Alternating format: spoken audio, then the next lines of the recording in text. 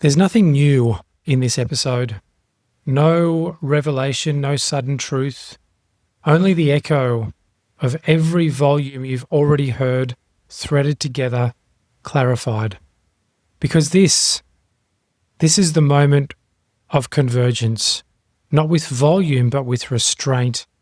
Not by introducing a new theme, but by allowing everything unspoken to reveal what has always been present. There's a power in silence, a frequency, and it's not the absence of speech, it's the presence of structure.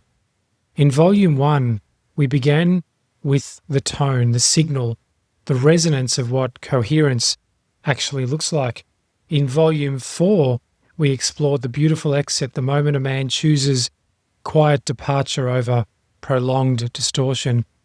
In Volume 8, we saw how the coherent man speaks less, not because he's afraid to speak, but because he no longer needs to. And in Volume 26, we talked about the architect and the echo, the challenge of moving through a world still living in our former signal. And in Volume 30, we choose transmission over tribe, where speaking became not an invitation, but a legacy. Every one of these has whispered toward this moment, this one, where the weight of what is unspoken becomes the very thing that transmits.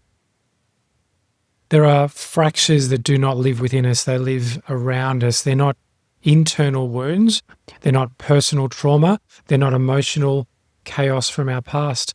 They're fields, unspoken frequencies, unresolved relationships, incoherent truths that we've carried, not out of secrecy, but containment, because we knew that speaking them aloud would fracture the illusion others were still trying to hold. So we held it silently, without praise, without recognition, without permission. This is the discipline of the sovereign man. He speaks when the signal requires, and he remains silent when the field would be polluted by explanation, not to manipulate, but to protect. Because there's a frequency so refined, so exact, so clean, that to explain it would distort it. And so he doesn't.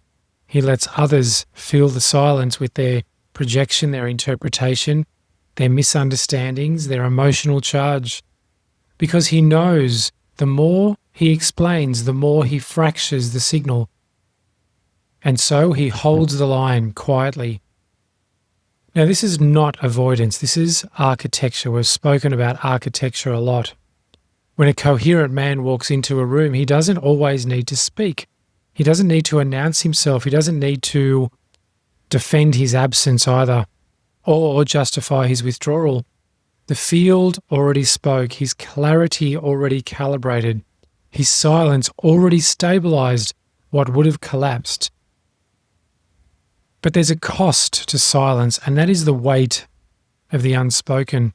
It is heavy because it's lonely. It's the feeling of walking away from someone you once loved and cherished, not because you stopped loving and cherishing them, but because they could no longer hold your frequency. It's the ache of watching a former friend turn your quiet departure into betrayal in their own story and having no urge to correct it. It's the discipline of watching distortion play out in real time whilst remaining perfectly still and silent. Because the moment you re-enter to fix, you re-enter the distortion, and you can no longer hold the signal. The weight of the unspoken isn't a burden, it's a responsibility. You carry it because most others won't. You hold it because you become capable of not collapsing under its pressure. You refine it because speaking it aloud would dilute the frequency it was meant to transmit. And so you carry it, not forever, just long enough for it to become architecture. In this episode, I don't offer you instruction, only reflection, a mirror. If you've walked through me through the first 31 volumes, you're no longer the man who seeks answers. You're the man who remembers what he already knows. So I will not translate this silence for you. I will not name who I left behind. I will not relive the distortions I removed. I won't give you a checklist for containment, but I will give you this. If there's something in your life that remains unspoken, and it's not being withheld out of fear or manipulation or shame, but out of structure, then trust and hold the silence. It's already spoken.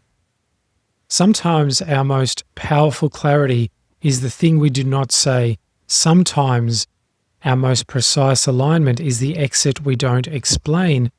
And sometimes the deepest act of leadership is the willingness to be misunderstood without distortion leaking from our defense.